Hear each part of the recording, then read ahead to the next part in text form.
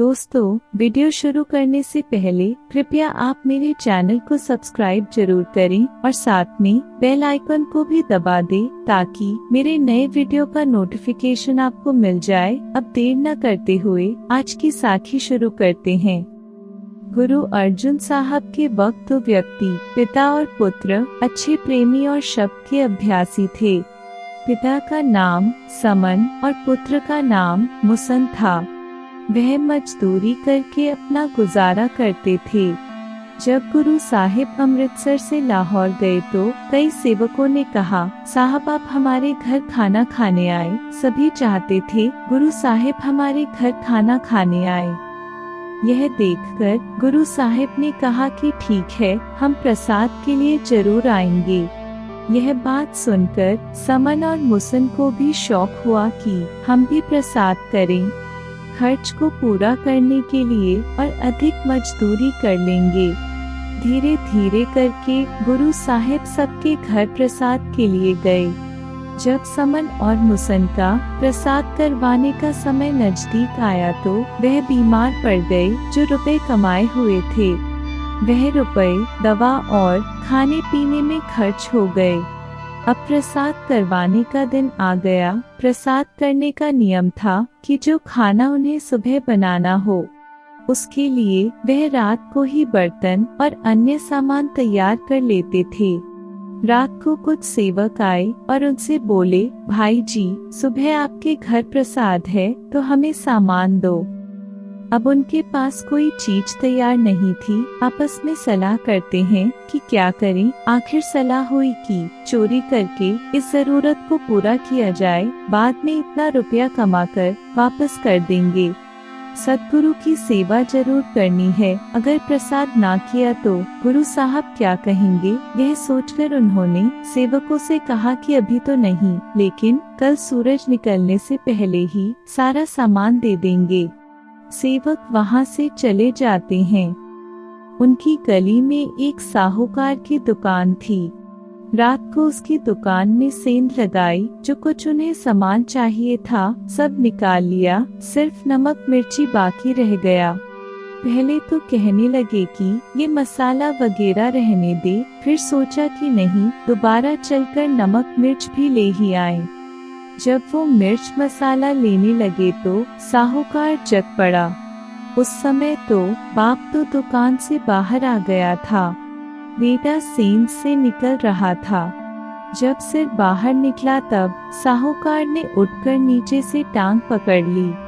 अब वह पूरा बाहर ना निकल सका। बाप सर की ओर से पकड़कर खींचने लगा और साहूकार टांग की ओर से अब ना बाप छोड़े ना साहूकार छोड़े। बड़ी खींचातानी हुई। आखिर बेटे ने बाप से कहा कि आप मेरा सिर काट लो। सिर से ही पहचान होती है, अगर सिर ना हुआ तो लाश किस तरह पहचानी जाएगी। अब बाप अपने ही बेटे का सिर किस तरह काटे। उसने कहा, मैं सिर नहीं काट सकता। बेटे ने कहा, पिताजी, गुरु के लिए मेरा सिर काट लो, क्योंकि मैं यह नहीं चाहता कि हमारे गुरु की बदनामी हो। इस तरह बदनामी भी नहीं होगी और सद्गुरु की सेवा भी हो जाएगी। पिता ने थोड़ी देर विचार किया, फिर तलवार से पुत्र का सिर काट लिया। धड़ नीचे जा गिरा।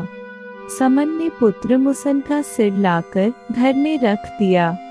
अब बेटे की मौत कलेजा कैसे ठहरे। बड़ी मुश्किल से 1 घंटा गुजारा।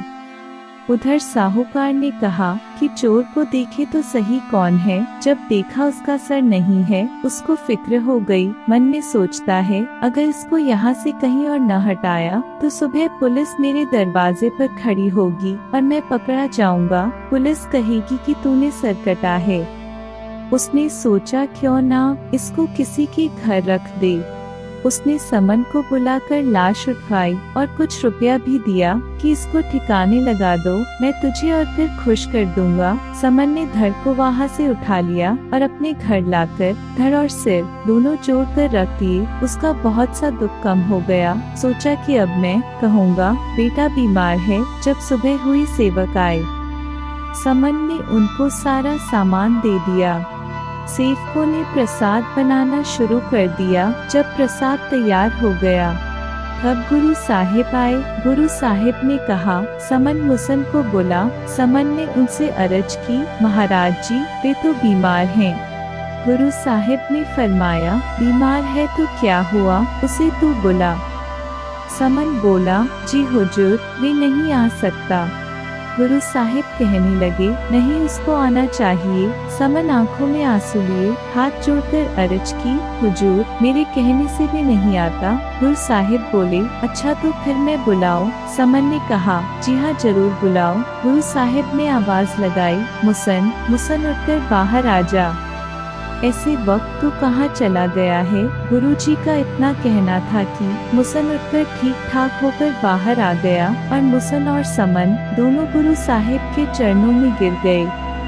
जब आप गुरु के तन मन धन से हो जाओगे तो गुरु आपका साथ कभी नहीं छोड़ेगा, कैसी भी राह हो वह साथ रहेंगे। गुरु के वचन पर चलना है मुश्किल, लेकिन चलने वालों ने पाई है मंजिल। प्यार से बोलिए वाहे गुरु।